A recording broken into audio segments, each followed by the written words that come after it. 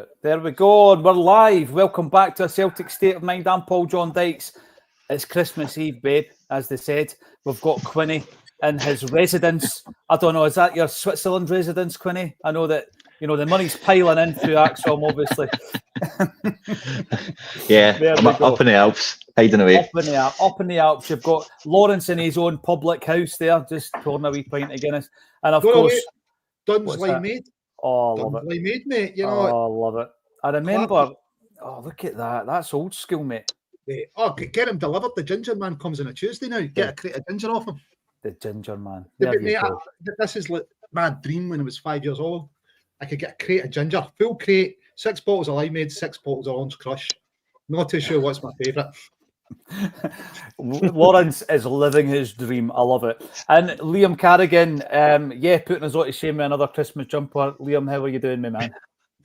I get a bit of a weird experience today. I was at a local, one of these Christmas markets, as you call it, and some weird guy in a red hat was waving his sack at me and kept calling me a hoe. I don't know what that was all about, you know. But it's acceptable at this time of the year, apparently, Liam. Here we go. Yeah, right back into the action. Quinny, we haven't spoke. Us four, we have not discussed the weekend's encounter. People are calling it a blip and all this kind of nonsense. Just a nothing each draw at Tana. These things happen, Quinny. What did you make of the game? I quite enjoyed the conversation with you and Acsom yesterday going over it. It was one of those ones where it did feel like it was points dropped for me, you know, because you know how good the season's been going and how often just even the second halves of matches, if the first half hasn't worked out, tend to make things right in the second. As far as blips and all the rest of it goes, I'm not too sure, but it's definitely a game that I think the manager and the players involved will definitely feel like opportunity lost. There was more than enough chances to hit the back of the net at least once, you know. So I did a big kind of breakdown on the Celtic side here for it the other day, and I was kind of mainly chatting about how some of the kind of problems we maybe seen in the game, there's been a bit of writing on the wall for one or two of them over the last month or so. And you know, these things in football, they don't stay hidden for long. You know, if you've got an area where you're coming up short or you're not quite clicking, eventually there'll be a game where that kind of comes to a head. And it felt like that was that kind of match, really, where if it wasn't working out wide, we didn't really have anything else going on. No, you're right. And the signs do tend to appear a few weeks before they come to a head, if you like. And I think my big takeaway from the game, Lawrence, is that, you know, be that injury or illness, if you've got 4 or 5 guys from this core squad who are unfit and unavailable to play, then I think that there is a drop in quality in some areas of the park. Now, I'm running with the tagline today because it's gone under the radar a wee bit, how the meeting with Dermot Desmond will map out our season. We're talking, of course, about that meeting with Brendan Rodgers, I think it was last Tuesday, a week ago, where he's met up with Chris Mackay, Michael Nicholson and Dermot Desmond. And it's really just a sense of looking at that and saying, right, what was the plan? What is the plan going into January? How will that map out the season? Did we get some signs of that, do you think, at the weekend, Lawrence? I mean, I think some of the guys came in, Stephen Welch, for example, who did pretty well. Other ones I'm looking at and I'm thinking, right, your time's up. Well, I think that means more about a 5-year plan than planning the rest of the season. I think they'd be saying to Brendan, you know, what's it going to keep you here? We've got some of your key staff in the football side have now been appointed. You know, we'd like to keep you longer. In terms of the weekend, you know, I thought Dundee United really disciplined, hard to break down. You know, we had chances, we didn't take them. You know, with a sickness bug that put 4 players out altogether. How many others were 100%? When I saw the team, I thought United will fancy a goal here. I thought we'd actually maybe struggle at back, but we looked tight enough. Kyogo flugs his lines. There's a few others could have done better. We're still unbeaten. So Paradise isn't always the easiest place to go. Bad conditions, sickness bug. You know, we move on. You know, did it tell us anything we didn't already know? We need an upgrade in the backup winners. Well, I think we all know that. Brendan spoke about that. It's not a surprise. So, yeah, you know, does it feel like 2 points drop? You know, kind of bit sympathy for what Connie's saying. Yeah, we've been great. You got there expecting 3 points, but I'm not completely disheartened to come away with 1 point. I think that the next 5 games we've got 4 at home. The Safeco's they're the flip. The next 5 games they've got 4 away. if at the end of those 5 games we're back to being at least 11 ahead, I wouldn't be surprised. Well, the big thing, Lawrence, is that there seems to be some kind of a meltdown, and it's not like Celtic supporters. I think it breathes life and it breathes belief into certain other areas of Scottish football, Liam, which I find a bit strange, to be honest. I mean, yeah, people yesterday pointed out that Dundee United were missing a few players as well. I do think they defended pretty well, but they weren't anything exceptional. And one of the players that could have added that wee magic moment has been in the news over the last 24 hours. And I find this one an interesting story, Liam, and it's around Kyogo. Kyogo had a great chance at the weekend. You thought he would have put it away. On any other day, maybe he would have done. But unfortunately, he didn't. And a story has obviously surfaced in and around Ronnie Dyler coming back to perhaps take him to America for 10 million quid. Now, we know that since he's changed agency, Liam, we've heard a couple of stories. There was the Man City links earlier on in the season. For me, this is not the kind of transfer talk we want to be seeing in the gossip sections, because he is, for me, still one of our main players. He's pivotal to the success of this team. Remind me who we're playing again in just over a week's time. Yeah. And a story just happens to emerge about one of our best players getting. It's very coincidental. Yeah. Yes.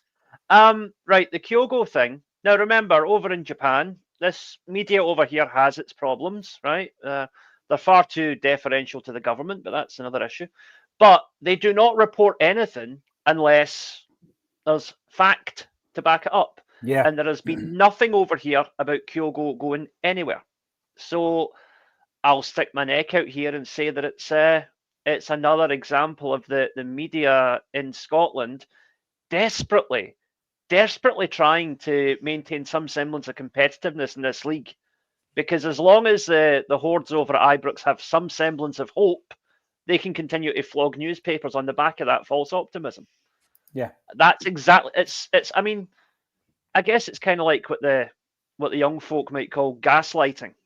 You know, this idea of creating a false narrative, a lie, but if you keep pushing it and keep repeating it and keep emphasizing it, eventually your target will start believing it.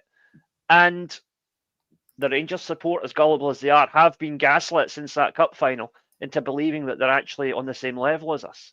Massively. Now, talking to the young team, I'm going to come to Quinny next. We enjoyed that cup final together, Quinny, didn't we? We watched the game together. Have you had a chance to watch it back? I did watch it back the following day just to get my thoughts and get my composure together for an Acsom bulletin. Have you watched it back yourself, Quinny? I've not got beyond the highlights in terms of watching it back. I heard you on the bulletin saying that you'd went back through the full 120 minutes again. I just thought I could not do that to myself. So no, I've not. How were you feeling the following day? I don't know if you suffered a Lloyd Patrick Jepson bear hug, but I've kind of been a bit sore ever since, mate, particularly my shoulder blades. I was definitely rough afterwards in terms of like.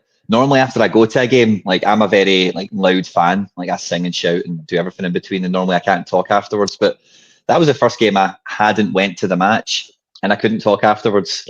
So I was definitely feeling it. Yeah, it was good up in that mezzanine, absolutely. Now I'm going to bring in as many comments as we possibly can.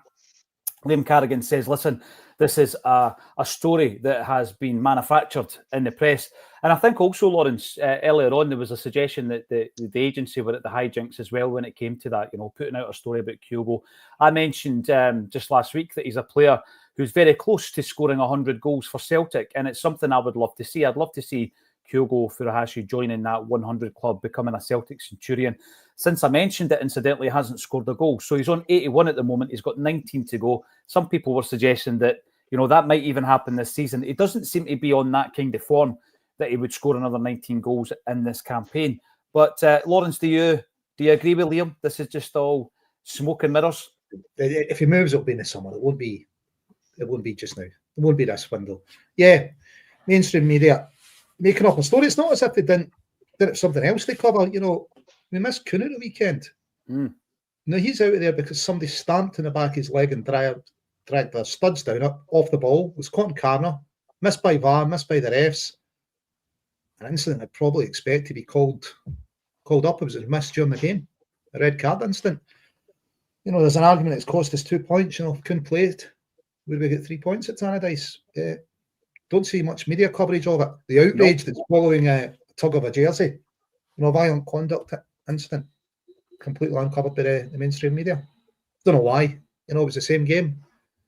Potentially cost Celtic 2 points. Could have big impact in the season. You know, I know Brendan says, you know, he should be fit with a couple of days rest, but they have to wait and see, don't they? Couldn't get back to form. You know, he's definitely been the best player in the country. So maybe that's something you'd expect an unbiased media to cover. You would have expected it. Missing from the start, in fact, missing from the lineup entirely at the weekend there, Lawrence. Brendan Rodgers said he felt a twinge in his knee, having missed a wee bit of training after the game, following a hack, a tackle, whatever you want to call it, an assault, a scythe during the game, which wasn't really covered, like you say, in any great detail. Peter Grant called it out. Fair play to Peter. Peter called it out. But it wasn't one of the big talking points afterwards, you know. And even if he was to miss the next 3 games, it's massive, Lawrence. It's huge when you look at the form that he's on. But at the same time, you look at the backups we've got, and that was one of the talking points at the weekend. Liam, I'm going to go around the room. I'm going to go around the Acsom room here, from Japan to the Swiss Alps, right up to to Glasgow, and Lawrence. And I'm going to ask you in proper half-man, half-biscuit style, all I want for Christmas is Liam Carrigan, in terms of that meeting last Tuesday, if indeed part of that meeting was that we were planning for January, as well as keeping Brendan here for 10 in a row. What would you like for Christmas? What is your big want for January? Right, I'm being greedy here, but just with rumours that have been floating about recently, give me January 1st, announce Kieran Tierney and Jota coming back to Celtic. Wow. Look at Quinny's And that would and then just shut the window after that. That's it. I'd be happy with that. Aye, shut the window and give us a league championship. We kind of spoke about this yesterday, Quinny. I mean, are we allowed to speak about this? Is this like, are we going into fantasy, kind of the realms of fantasy here? Kieran Tierney and Jota in the same sentence?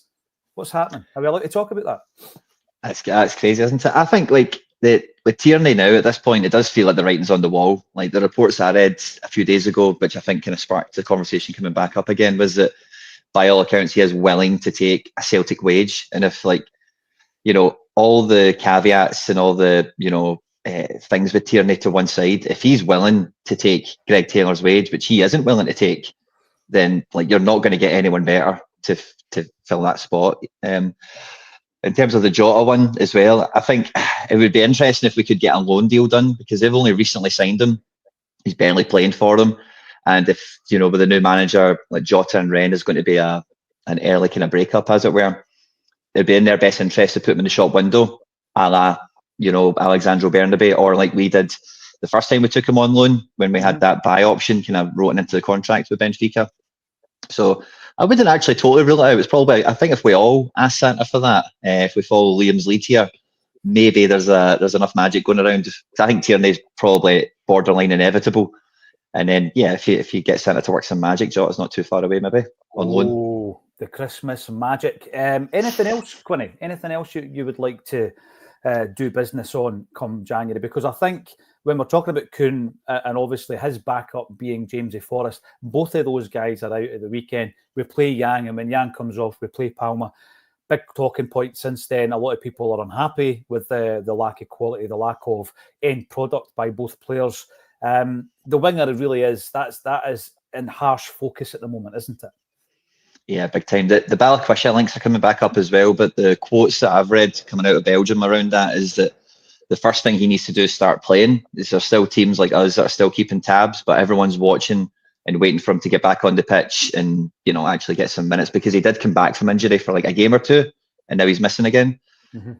And if I was to have a Christmas wish for like this kind of January or whatever off the back of this meeting, I want us to treat January as much like the summer window as we possibly can. In years gone by, we've did very well at times of having the January recruits help us qualify for the Champions League through, because we will need, you know, qualifiers this year.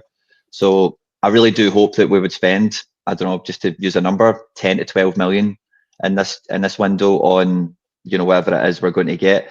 If we're throwing Christmas wishes into the mix, maybe a Lennon Miller, the loan back to Motherwell, could be signed off in January as well. But I would really want us to see it, like, treat this window like it's not just going to help us complete this season with aplomb, but set us up for the summer. Proper planning, Quinny. I felt as though we were in that cycle under Ange for a spell, but then we kind of fell off the track a wee bit, and it got to the point where it was more or less just short-termism.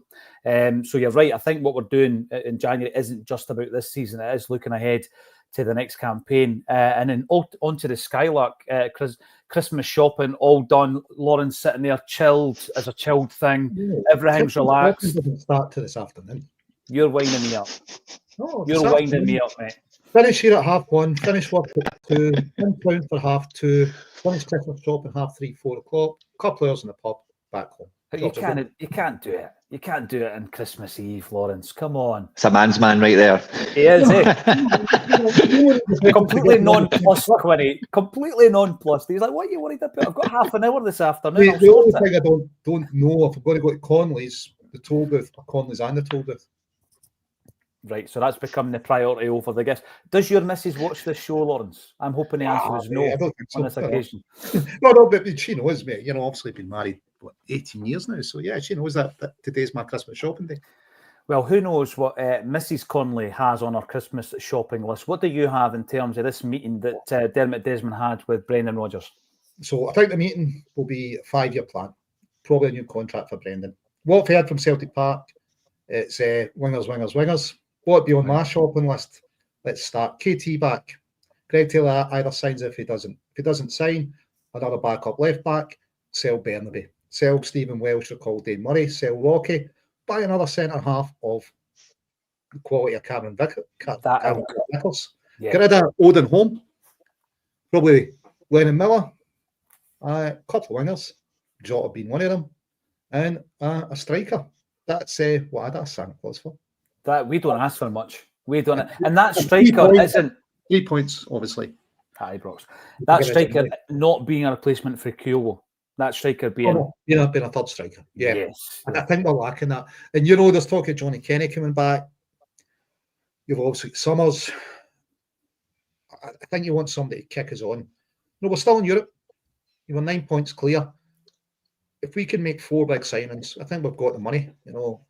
How much are you looking at as an outlay there, Lawrence? I'd be looking for 4 big signings. Well, you're looking in excess of 20 million, but then what you selling Bernabe for? What would you get back from the Rocky? What would you get back for Odin Holm? So you've kind of got to balance those things out, haven't you? Yeah. So spending in excess of 20 million, but expect us to bring in 10. So maybe spending 15 million overall. I think I was reading this morning, obviously. I'm going to ask Quinny at some point today in relation to Bernabe if your views have changed on that one. But in fact, Lawrence, you were the same. You've changed your view on Bernabe then, if you would say you would get rid of him, because you wanted to have another look at him. I'd have a look at him in January. It was the best full back or left back in Brazil. But, if you get an offer in at 10 million, 10, 12 million, sell him. If you get KT back, would you keep Bernabe? I know KT is not going to give you 50, 60 games a season. You're going to need a good backup. For me, that would be Greg Taylor signing your contract. If he doesn't, let's bring somebody else in as backup. Probably somebody with experience. We should be able to develop a young boy then through his left back, but it's Adam Montgomery or not. But probably bring in a really experienced left back. Because we've got Europe to focus on, mate. We've got another invincible season we want to deliver. And next season's Champions League. These are things we should be planning for just now, not kind of, that's why I don't think that meeting's so much to do with the plans for this window. We're not planning for this window 3 weeks prior to it. The plan's been going on since August. Well, if that's the case, great. We've turned a corner because there have been certain transfer windows where it seems as though we've probably planned them 5 minutes before in the back of a B&H packet. But in terms of where we are with Bernabe, the latest that I've heard is that the £7 million fee that Celtic apparently want international will not go to 7 million. And it's that Palmeiras are interested, Quinny. I think that's the latest. They are interested in nipping in and taking Bernabe for £7 million. So decent money for a player who I personally thought we've had enough of a look at him. It's not working out. Move him on. The backup, what about Baye? Is Baye not a backup? Liam, do you not think he's the type of guy that could learn from the types of KT? I think so, but I think at the same time, he's not. He's at Celtic because he wants to be first team material, and he wants to show Barcelona that he's first team material. I think the idea, if we do get Katie, then you do need a young, and assuming that if Greg Taylor does not sign the contract, you want a young guy who is hungry, but at the same time is going to accept that he's not the first pick automatically. Mm-hmm. And perhaps this season Valle will accept that, but I don't think he would accept that long term, because in his head, and there's nothing wrong with ambition, in his head he still probably sees himself as a Barcelona player who's just out learning his trade at the moment. Yeah, no, I get that. Totally get that. And where are you then in terms of all the left back options that we have at the moment, Quinny? Bernabe, you wanted another look at him, but it looks as though Celtic are pushing for that departure, aren't they? Yeah, I would still be quite keen to get him back in, because, like I mentioned, I think Lauren said something similar last time we were chatting about this, but the Brazilian transfer window closes in like the end of March or something like that. If you remember when he actually left for International, it was like a weird time. It was like February, March. He just kind of up sticks and went. So the interest from them isn't going to dissipate between now and March, let's say. And, like if he did come back and play well for us, that then just opens up the door for more teams to be potentially interested in him, because there is apparently a European team or two kind of looking around. But I do think that the club have, again, it's very good transfer policy if we're hanging on for a value and we're waiting to get it, rather than just accepting the first one that comes around. Because, like when we went through these periods over the last couple of seasons of like beefing out the squad, bringing in all these guys for £1 and £2 million each, part of the strategy with that when it comes to like Moneyball and, operating in the transfer market is that a few of them can become collateral, or can like turn into a little margin of profit that you can then roll into something else. So when one of them does come good like this, like you do need to kind of maximize it. So I think the club will do the best thing for the club, whether that's a bag of money or whether that's keep him running for another little bit. And like you say, like even if we did keep him to the end of the season, the thing I always hang on to is to say the Brazilian guys, even if he doesn't do well with us, they'll still look at it and go, well, he's great in this division, so we're still interested, So I don't think there's really anything to be lost on it. And I do think that kind of paints into, not to kind of go backwards in the conversation, but with the Kyogo link, when it came out yesterday, like it gave me a wee bit of deja vu towards like Juranovic and Yakimakis, where when these guys are at 28 and 29, there's not going to be every day somebody phones you up with £10 million offers and that kind of thing. So it's a little bit of doing the best thing for the club at some points, depending on what the model is and what they're saying in these meetings and all the rest of it. But with Bernabe, like, yeah, I'm still very much like, there's nothing to lose. Like, really, if we do take him back, it's not like we're telling people he's not for sale, or the asking price goes down, or interest disappears. But the upside could be like, if he gets imagine he played like one good Champions League game for us, or he played like a good couple of games in the league. Like, you could have teams all over Europe looking to pay for that kind of money. And the thing I don't like about the Kyogo transfer is that for us to kind of move into this space that we're trying to move into with all the big boys in European football, is you need to have players that move up the food chain. And moving to MLS is kind of horizontal, isn't it? It's kind of lateral rather than a forward move. We want to be sending players into the Premier League. We want to be sending players into Serie A. So then when we're trying to attract like the Valleys and whoever else might come down the road, that's the big part of the attraction for coming here. It's Champions League, it's medals, it's proper career progression in Europe. So I'm still like, let's get him back and see if Rodgers can get a tune out of him. Yeah, nothing lost, I guess. Like you say there, if he's going back to the Brazilian Serie A, it can happen. There's plenty of time for that. But you're right, it's the exit strategy as much as the Champions League football and all this kind of stuff that you're talking about, Quinny. Yeah, the players coming in are looking at, right, where do I exit here? Do I exit to the Premiership in England, or am I going to go to the MLS? Interesting, Ronnie Dyler never seems to be out of a job, eh? Never seems to be out of a job, that guy. In terms of cycles then, Liam, when we talk about Celtic, I remember doing a show a while back, a few years ago, with Colin Watt, and we were sitting in a toll booth in Stirling at that time. We used to record in this brilliant recording studio in Stirling, audio only back then. And the guest who was meant to be joining us didn't turn up, so me and Colin had paid for the studio time. They said, right, we'll just do this thing whereby we look at the 8 in a row and all the players that have played, and we'll pick our best team. Now, you know what? It's not a great idea, right? It's not like earth-shatteringly creative, but We were told with 5 minutes notice and we came up with something. But what came through that, Liam, was the fact that had we just managed to keep players for that wee bit longer in the cycle, you could have put a team together within that 8 in a row side that was just astonishing. I mean, it was brilliant. And obviously, a lot of the guys didn't play together. You're looking at a team that, Van Dijk's playing at the back and Wanyama's in the midfield and all this kind of stuff. Now, their paths didn't cross. There wasn't that crossover, but it almost happened. I'm looking at the Celtic side just now, and that cycle where a player's, comes to the end of that cycle and then there's the exit strategy. Obviously, we faced that with Matt O'Reilly last season. I'm not seeing it when I look at the Celtic side. Now, I know that there's interest in Kyogo, etc., but I'm talking about, that star man, Liam, that you just think that's a matter of time before he goes. I'm not even seeing that with Kuhn at the moment, because I think in terms of where he is in his development, he's going to be at Celtic for another season beyond this one, I would expect. So we're in a good position at the moment to then go out and buy the 2 or 3 players of quality that we've been talking about today, and then it really just pushes us up to another level. And the good thing is that, even if this offer for Kyogo did materialise, and I suspect it won't, but even if it did, Celtic are in a position where we can just say 10 million. Nah, we'd rather just keep the player. I'd say as recently as 2 or 3 years ago, if we were offered 10 million for anybody, discussions would be had. Yeah. Right? But now we are really in a position where we can just be like, 10 million? Nah. Put another 0 behind it and we'll think about it. It's one of them. We really are on a different level financially to anybody else in Scotland for sure. And really, we do need to just be looking at Europe now. And the fact is that for Europe, we do need an incremental step up to be. We've had a good season in Europe so far. Only if you'd have told me at the start of the season that we'd be going into our last 2 Champions League games having only lost 1 out of the first 6. All right, it was an absolute doing, but it's still. I think anybody would bite your hand off for that, and I really do think that we are only that 2 or 3 players away from being genuinely competitive at that level. Yeah.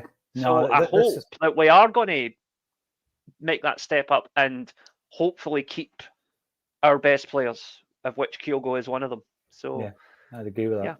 I like the fact that you can give us an update from Japan when there's interest or supposed interest in a player like Kyogo, Liam, because over there the culture is different when it comes to the media, isn't it? It's not as though they just, fire out speculation and gossip and all that. They actually do a wee bit of groundwork. They make sure that it's corroborated before they release it. The story, I think, was broken by Stephen McGowan, no Lawrence, and that sometimes does give us food for thought at this end, doesn't it? Because often he seems to have good sources.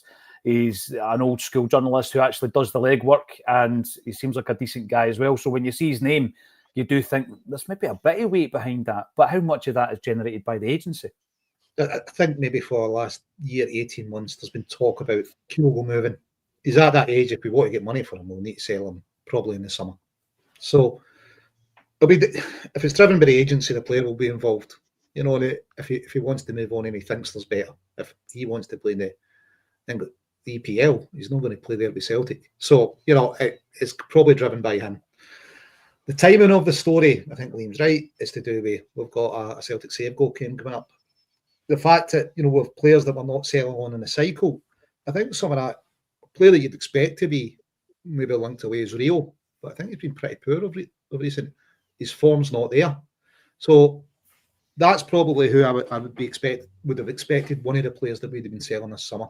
On his current form, I don't think they're going to get as much as we'd at one time hoped, so we'll probably hold on to him. But he's got half a season to pick it up, become a member of an invincible treble winning team. So, if he was to move and we bring in Lennon Miller in current form, you'd probably be happy, wouldn't you? Well, I don't think that move further forward for Kyogo, almost to 10, has been suiting him, I wouldn't be happy. There you go. I'm going to disagree with you on this one, Lawrence. I think Reo Hatate, on current form, he's not been at his own kind of best, if you like, his own personal best. But I still get the sense, and I'll ask you yourself, Quinny, and Liam about this as well. I still get the sense we've not seen the best of Reo yet as a Celtic player. I mean, when he comes in under Ange, he was sensational, and I always remember, JP Mason on a Thursday saying to me, right, relax a wee bit about this guy, because I'm saying he's the guy with the highest ceiling. He's the guy with the highest ceiling in this squad. Obviously, we've seen the development of Matt O'Reilly, and his trajectory was steep and everything else. But I'm looking at Reo Hatate. He's not become a bad player, Quinny. And I know that often if you're playing in a different system or under a different manager, you can suffer in terms of your own form. Is he playing horrendously bad? I'm not so sure. I mean, Luke McCowan lost the ball 23 times at the weekend. Nobody's kind of going on about that, right? But Reo Hatate, for me, I just don't think we've seen the best of him yet, Quinny. I still rate him very, very highly. I still think we're a lesser side if he's not available for selection. I might not play him against Kilmarnock. I might not play him on Thursday and Boxing Day, because I don't think he was great at the weekend. But I'm not ready to let him go yet. I don't think he's reached the heights that he can reach at Celtic. What's your take on it, Quinny? I definitely don't think he's getting towards the top of his potential. But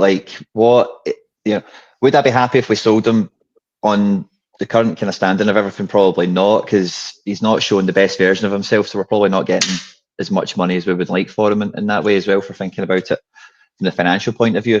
When it comes to the style of the player, but I think one of the things that does divide people on him is that you can quite easily, if you're just watching on TV, especially, and you're just watching the ball like most fans do, his actual interactions in and around the ball are quite hit and miss. They're very 50-50, but quite similar to Maeda and Kyogo, especially when you're at Celtic Park or you go to matches, you'd see Hatate is he does cover every blade of grass, and it might not always look like that on the TV, but he's a very quick recovery defender. If we're attacking corners, he's normally the guy on the halfway line if he's not available for the short corner.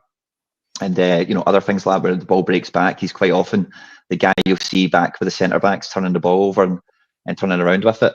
I think where the real pressure for him comes is that he's seen as an attacking player, he's seen as a creative player, and in games like the Dundee United match, that's really crying out for a guy, especially in the middle of the pitch, to take the ball, go by somebody, make something happen. And it feels like whenever Hatate, over the last month or so, if he's trying to make something happen, it's, I've said that in a few videos recently, he's almost in show-off mode, but it's not like he's just driving and he's got determination to make something happen, but he'll get the ball and he'll go, right, let me try and backheel it, let me backheel it to the left back and then spin round the corner and try something fun and exciting. And sometimes, again, for these players that we've seen at Celtic and just across football over the last couple of years that are central playmakers, you do need to see that bit of grit from them when the chips are down, that, hey, give me the ball. Yeah. It's probably been Kuhn's secret weapon or his special move, is give me the ball and I'll get something to happen right now. I'll charge, I'll run, and I'll get into the box and make it work. And when you've got an attacking player that doesn't seem to offer you that, and then that's when conversations happen about who should play instead of him. Because if he's not given that, then all the stuff he does give in the match recently, you could make an argument that an Engels could offer that, McKeown could offer that, and maybe some of their past selections a little bit better. So I really like Hatate. I'm a big fan of him. I think ultimately the thing is he's not an out-and-out midfielder in the sort of shape that we play at the moment. I said this somewhere and I forget where it was, but when I played football a lot more often, I like midfield, right? But I can't play in midfield because I've just got this fear of people smashing through the back of me. If I'm in the middle of the pitch and I receive the ball, I don't know who's behind me and all that kind of stuff. I found it much more comfortable playing at fullback because, when you're at fullback, you can see the whole pitch. Nobody's behind you, and you can take your first touch. You can pick your head up. You can make some decisions a bit better. And two of Hatate's best games for us were at left back and right back under Ange against Hibs and somebody else. I forget when it was, but it was his first season. Yeah. And it was mad injury crisis. I forget the situation, but he was wildly amazing. And that's, he had the whole game in front of him in those situations. And Liam will know this better than me, but when he was at Kawasaki, he played everywhere. He wasn't really a midfielder. He's kind of a left back for a minute, was up front for a few spells. And yeah, I'm not totally convinced he's an out and out midfielder. So I think there's a kind of catalogue of things with Hatate, I think, but his ability is undoubtable, but it's where do you get the most out of him? Right, that's the big thing. How do we get the most out of him, Liam? Because in terms of the Japanese players that came under Ange Postecoglou, we've got 50% of them left. Kobayashi, Edeguchi and Iwata are gone. And the three that we do have all bring different attributes to the Celtic side. It seems as though it took a wee while for Reo to win over Brendan Rodgers, but he appears to be a first pick for Brendan. When fit, he's a first pick. it seems to be it's him, it's Callum McGregor, and it could be any of the other three, McKeown or Engels or Bernardo. But Hatate, more often than not, does get the start. It's interesting, though. Do we know what his best position is? Is that part of the problem? I think, Quinny, when you were talking about it, you were talking about having a spidey sense, this awareness around about you that there is somebody behind you and all that. The spidey senses are kicking in. What's your take on Reo? I know you knew all about him before he came to the club, Liam.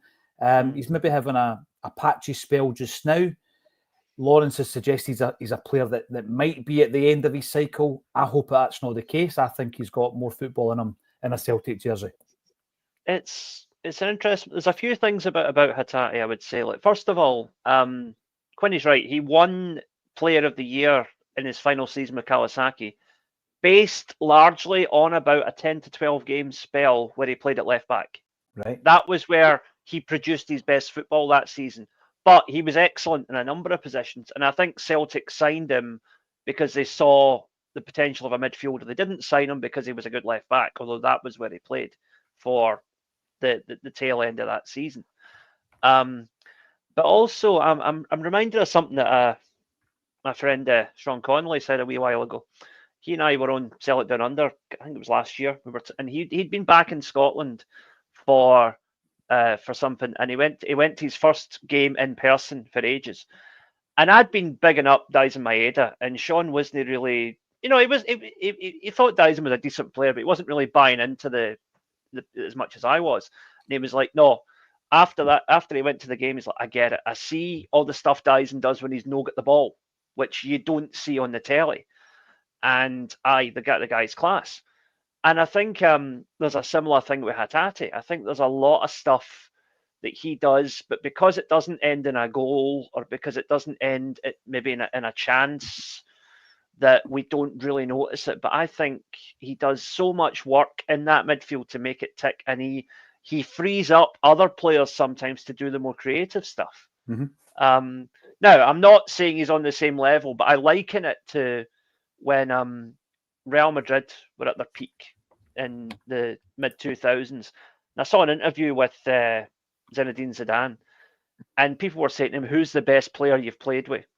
And they're expecting him to say Figo or Beckham or Ronaldo or whatever. And he's like, Claude Makélélé.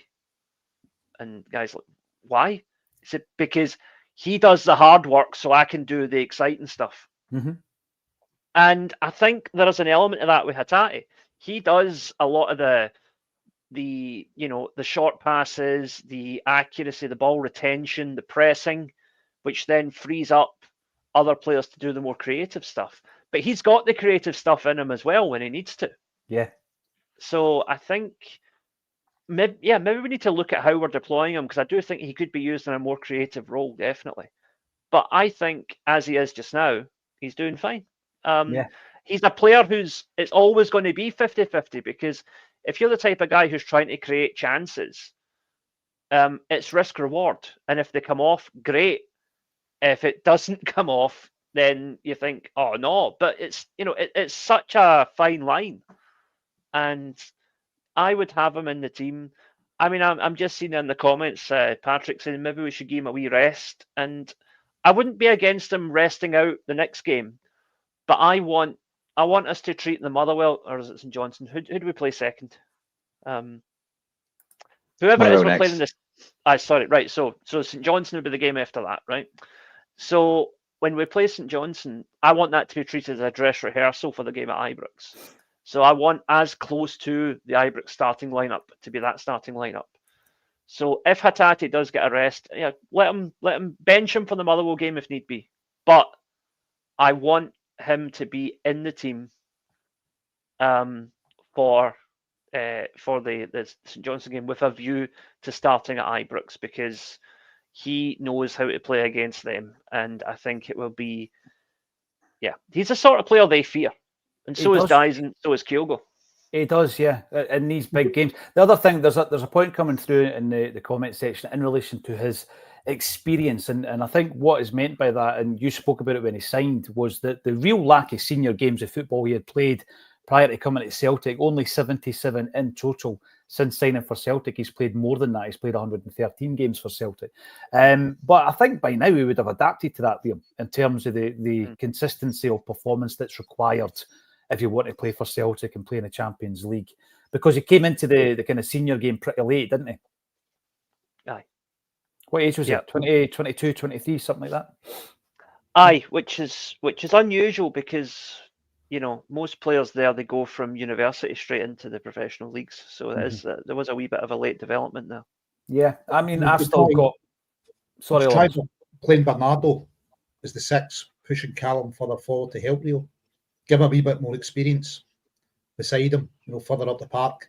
Kind of talk him through games. Do you agree with that, Quinny? Oh, big time. I think I've been kind of crying out for McGregor to get out of the deepest midfield spot for a while. And to Lawrence's point, we got a bit of a taste of that when we've seen it at the weekend, and I think it was against Motherwell about a month or two ago. But when we've had Hatate and McKeown together, you get a bit of a flavour of what that would look like, you know. Guys that are kind of, because at the weekend, like, both of them kind of popped up everywhere, and against Motherwell it was quite similar. But at the moment, it's kind of like Hatate is like the pressing midfielder. McGregor's the deepest, and then whoever in the middle is like the glue, or just the kind of the box to box, to kind of do both sides of the ball kind of thing. But I'm with Lawrence. Bernardo, I would move him at the 6 and see if you can get McGregor and Hatate to actually be playmakers rather than, you know, dictating the ball from deeper. Yeah, that's an interesting one, Lawrence, because Alan Morrison would disagree with you, I think. He would say that McGregor's lost a bit of the legs for that. Yeah, well, he said, I don't know if he's lost the legs for that. He certainly said he's lost a bit of the legs, but sometimes it's more important that the 6ers get the recovery pace than, you know, the guy further up the park, because or else they're right on top of your defence. So I think we take a bit of pressure off of Callum. Teams have been shutting him down at the 6.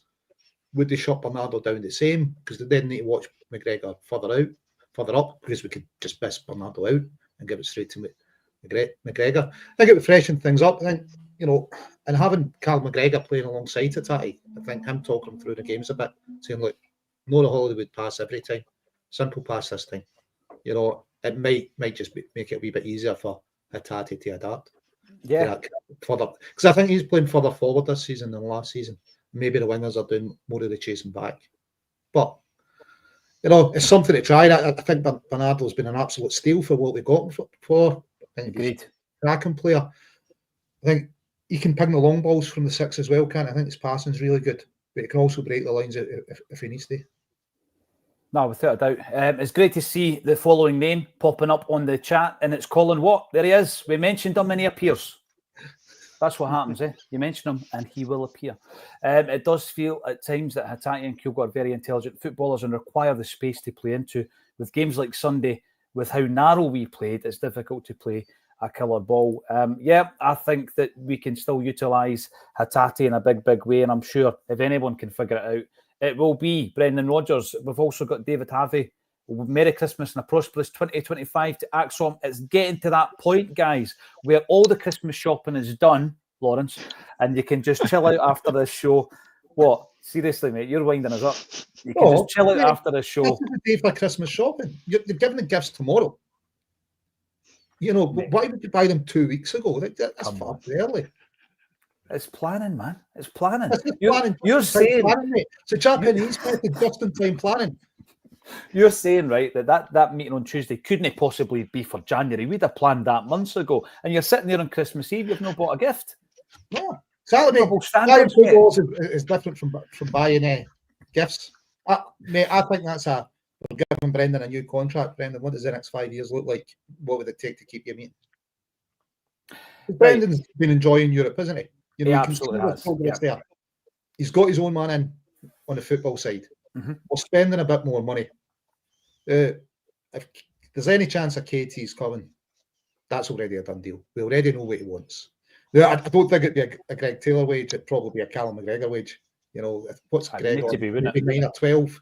Callum's on like 36. So, but for 36, would you take KT and only probably play half to 2/3 of your games? Yeah, probably because it's got the quality. Where do you get that quality of player? It definitely has the quality. It's just how fit he would be. If you could guarantee to play 2/3 of the game, you'd be like, absolute steal. But I think it is Brendan. What's it going to take to keep you there? And Brendan's boy's just been appointed head of football, hasn't he? So are we making that appointment, saying, Brendan, right, we're giving your guy, assuming he's coming in at least a 3-year contract. Brendan's not asking him to join with an idea of leaving, is he?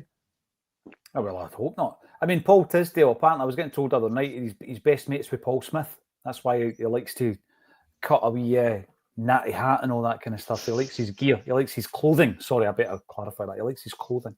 But no, you're right. Obviously, Brendan Rodgers, the last time I always remember the wee guy going up to him in the tunnel or whatever and saying, are you going to stay here for 9 in a row? And remember, there was that moment, Quinny, where he hesitated. And now when you look back at it, you were like, he knew. He knew he was going to leave. This time round, obviously, he's going to be here for 3 years unless he's emptied, his words. But we're at that stage now. We're halfway through that one. So, yeah, the discussions have to be had. You're spot on, mate. They do have to be had. And in relation to that then, talking about Europe, that's the key, Liam, isn't it, to keeping Brendan happy? And that goes back to what we spoke about before. Even if we are coming to the end of the cycle of one or two of the names that we've mentioned today, right? Keep them. Keep Kyogo, keep Hatate, and supplement it and actually build something that's even stronger. I mean, listen, can you imagine bringing in KT and Jota? People will be thinking this is pie in the sky stuff. Celtic can make that happen if we want to make it happen. We could make that happen in January. Well, that's the difference. We had to sell KT and Jota in order to sign some of the players we have now. Yeah. But we're in a position where we can have the best of both worlds. We can have the class players we've had before and the incremental move up from that we were looking for when we signed the next generation. To me, we can have the cake and eat it as well now. Imagine that. £50 million in, Liam, and then we get Jota back for about 6. That's not bad business, right? Yeah, I have to momentarily interrupt you guys because, oh dear, someone's had the crayon out. There's been a statement. Been a statement. Rangers FC has contacted the Scottish FA to express serious concerns and ask several questions regarding the swift reinstatement of 2 VAR officials involved in the officiating failure during the recent cup final. We also note that one of the officials has been appointed to a Premiership match involving the club that benefited from that error. So, are we getting another referee strike then? Because we had one before for a hell of a lot less than that. How many days? Did Paddy put his name to that statement? That's Paddy. Paddy put his name there. I don't know. Did they use the word concomitant in that statement? Remember that one? Right. So the meltdown continues. How many days is that, Quinny? It seems like a distant memory, that game. That's like a week and a half ago. See, the funniest thing about it, right, is they're obviously like so sore about this whole 119, 118 thing. But I think they're forgetting that there's still another 2 trophies to go for this year. And even if, it didn't happen in that week there, by the end of the season, it was going to happen anyway. Never mind next year and on into the future and all the rest of it. But it's like, I was saying to somebody the other day, but it's proper exploitation by the media. All these Rangers fans, used the word gaslighting earlier on, but they're just absolutely rinsing them for every click and every advertising pound and shilling they can get on their websites and on their social media pages and interactions and all the rest of it, because it's so laughable now at this stage. Like I don't know how many days we are away from it now, but it's just, it's beyond a joke, really. So we've had a Christmas Eve statement. Liam, thanks for bringing this to our attention. I'm going to read one wee bit of this, and then it opens up a discussion around a very specific word that's been used twice now. The Scottish FA's actions raise questions about their commitment to improving officiating standards and fostering accountability. While Rangers FC fully respects the independence of officiating appointments and the need for referees to operate without interference, how the Scottish FA handles such high-profile failures directly affects its credibility and public confidence, right? Credibility and public confidence. Lawrence, what's the worst thing that's harmed credibility in Scottish football in the last 20 years, mate? Oh, could have the ref strike. Oh, look, Paul McBride having to take the SFA court. Credibility. You've got to go to 5-way agreement, mate, haven't you? And the fine, the miserly, what's it, 350,000 fine hired out. I mean, it just was a license to cheat. But it's interesting, mate. They're only focusing on the one decision. There were a number of things were missed. We obviously know the tackle on Kuhn that's put him out, potentially cost us 2 points. One of the Rangers' goals, Cameron Carter-Vickers has got pulled back. Yes. While there's 2 opportunities to send Leon Balogun off, Jeff should have been off. You go, yeah, there were a number of decisions that were wrong. We were on the wrong side of 3 of them, and you were on the wrong side of 1 of them. It's kind of good, but credibility-wise, if they want to be credible, run your football club right. Don't bring the game into disrepute. If it wasn't for guys like Turnbull Hutton standing up to them and saying, look, this just isn't on. You aren't the same club. You can't get back in. This 5-way agreement that rumour has it means they're refereed to a different standard from everyone else. That's what credibility problems happen. Listen, hats off to Willie Collins. I'm not the biggest fan of the refs, but they are going to make mistakes. But at least Willie's come out and he's shown saying, look, this is what's happening. There's a bit of openness and transparency about it. And I don't think Paddy and co at Sevco like it. Lawrence is going to call on Paddy forever now, eh? You just know he's not going to let this one go. If you're going to call Frank Connor Francis Connor, we're going to call your CEO Paddy. Simple as that. But we were talking before about our Christmas wishes, right? I wish somebody would get the SFA a spine for Christmas. I know. And they could just say to them, to quote that great scholar Greg Taylor, shut your hole, sit up, shut up, just sit down. You lost, deal with it. I'm sick and tired of their constant greeting. And remember, these were the guys who, when they were cheating their way to titles throughout the 90s, called us paranoid. Yep. Absolutely, and every time I hear that, I always say, "Listen, there's a book on my bookshelf by Tom Campbell, Celtic Paranoia, all in the mind?" Question mark. I was reading that last night, right? The great 6 in a row team. We had a foreign ref in for the deciding game for the title against Celtic and Rangers. It was recognised in 1905 that the Scottish referees could not be partial enough for a game of such importance, when there was a league title decided between Celtic and Rangers, and we got a referee up from England. So if they recognise that in 1905, maybe it was the first title of the 6 in a row year. So you're looking and going, if we recognise that then, but was it just weird I was reading that book last night? But, No, there's a couple of astonishing things about what you've just said, Lawrence. The first one is the book itself, Tom Campbell, the level that he goes to in terms of his research. For me, he's the best Celtic author that there's ever been. No one comes close. Secondly, 2 days before Christmas, having done no Christmas shopping, Lawrence is sitting there with his feet up reading an old Celtic book, Quinny. Oh, 1905. Oh, right enough. I'll mention this on the bulletin in the morning. Honest, stroking his chin. I did do a bit of shopping. Went to Kingsgate, but then there was a new pet shop. I went in and bought Marley a new bed. So the dog's all right. Okay, that's yeah, dog's all right. That's fine. Quinny, this word credibility. Sorry, it jumped off the page at me there.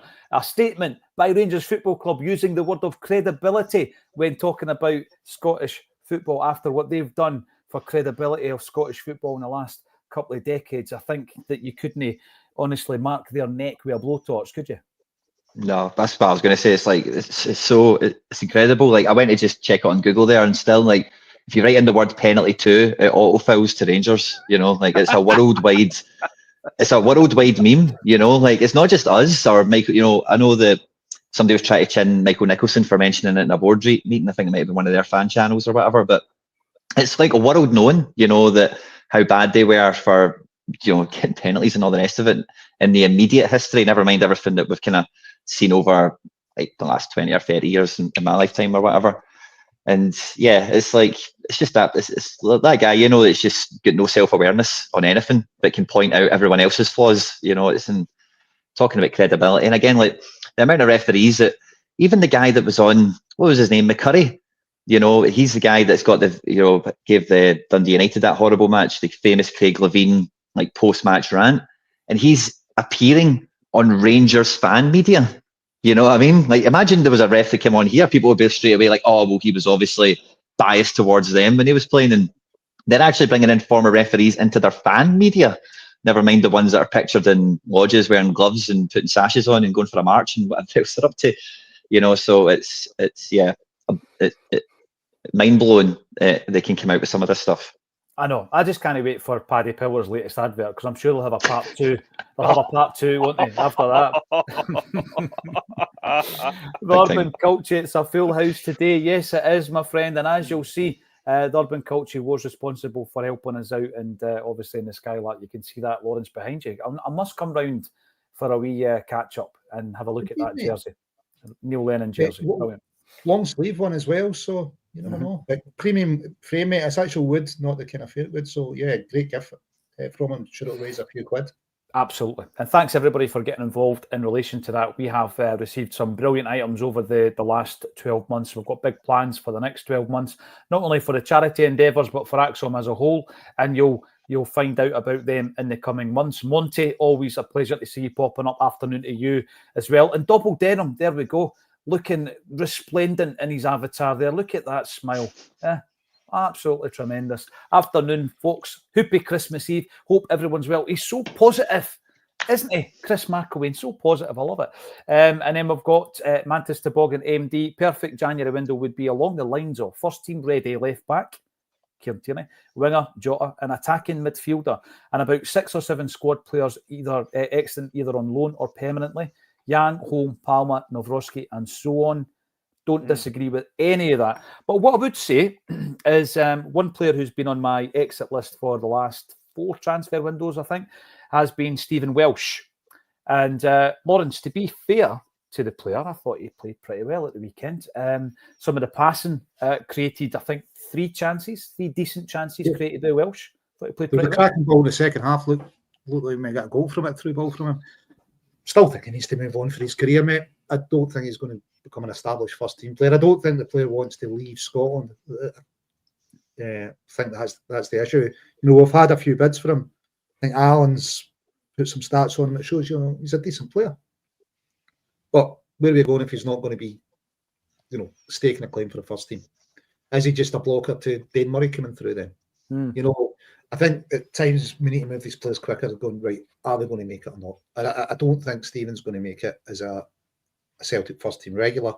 And I think then he becomes a blocker for other centre halves coming through.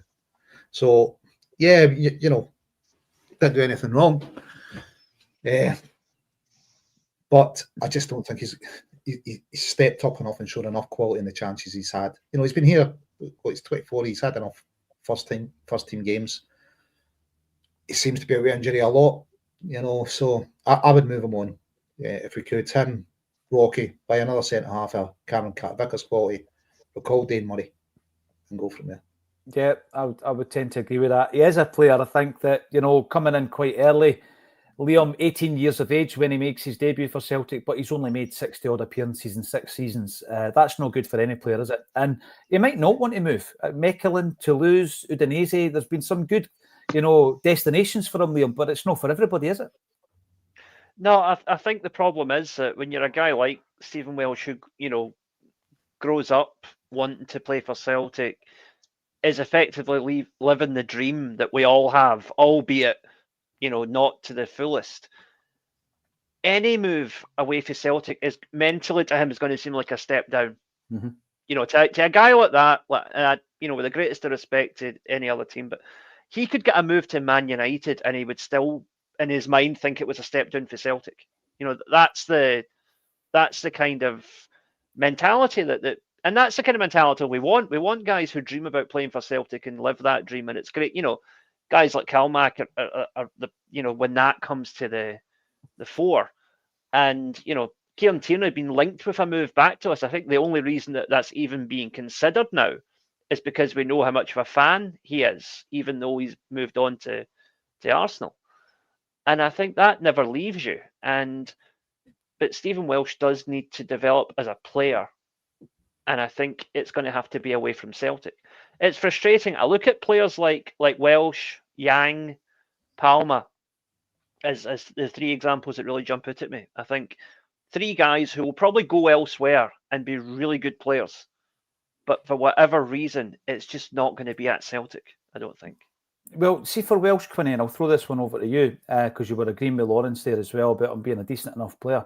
I think when the time comes that Welsh leaves Celtic, he will eventually, if he gets enough game time elsewhere, he'll eventually be a full international cap. You'll see him playing for Scotland in 2 or 3 years.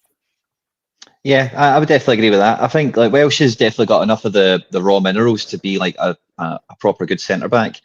It's just a shame, but for the majority of the time he's been here, that the highest up the food chain he could really get is like centre back 4. You know, if you think of the kind of the depth chart and the pecking order or whatever. And you know, I've been really pleasantly surprised at Carol Starfelt this year. Like he's quite comfortably getting himself into like the top 5 in terms of statistics. Top 5 centre backs in La Liga this year, doing very, very well. And you know, there's no reason that somebody like Welsh, and we've seen plenty of Scottish players go to Italy recently, of course, and Belgium as well has been quite a good hunting ground. And he's certainly a guy that, you know, with a bit of development could clearly push on. One of the things that was quite interesting to see at the weekend was with Welsh and Scales, we actually had both of them very willing to take the ball past McGregor, and we actually seen the centre backs in the first half, you know, go, you know, actually leave McGregor behind them, carry the ball forward, and that's again a very desirable attribute in modern centre backs nowadays. He's big, he's strong, maybe not got the biggest range of passing, but he's certainly capable on the ball. And yeah, it's a guy that I could easily see as like putting out on loan, put a buy option on it, and yeah, like Liam and Lawrence have said, you know, click your fingers, fast forward a year, and he's in the Scotland team, and people are going, "Oh, why couldn't he get a game at Celtic again?" You know, that'll be the chat. That will be the chat, and it will be happening here on a Celtic State of Mind. I'm pretty sure of that. Listen, we're about to wrap this up. We're talking about credibility. Can you do your Christmas shopping within half an hour on Christmas Eve and still maintain credibility? Lawrence Conley, that's the final question I'm going to ask. I mean, that's not all that credibility lasts on. Once you've done that, can you pick a decent Celtic pub to go and have a few nice pints of that? The Guinness that's apparently running out. So you need to find a pub that's got decent Guinness. So Connolly's, I heartily recommend John Joe Gallagher's place, or the Tolbooth or the Braemar. See, I had it down to 2 now, mate. Now I'm thinking there's 3. I'd actually pop in and see Nicky and McCool's. These are the decisions that you have to make. Plotting his journey, isn't he? Make sure you do the shopping before that, mate. Well, the shopping's done before that, mate. Right, half okay. an hour, 60 minutes. Do the shopping. It's just after that. Yeah. So I went for 2 to 4 pubs. It is what it is, mate. That is the life. That is the life. When you're sitting in a bar, you sell the Skylark. Big shout out. Established in 2024, which is coming to a close. We'll be here every single day. Not live tomorrow, not live on New Year's Day, but we'll throw something on the channel to keep you going at 12:30. Listen, thanks every single one of you. Have a superb Christmas. Do it and enjoy it with all your loved ones. Get the feet up, get the old smoking jacket on, and chill out tomorrow and have a great time with your friends and your family. Thanks everybody for getting involved and for all your support throughout the year. Thank you to Lawrence, Liam and Quinny for joining me on A Celtic State of Mind.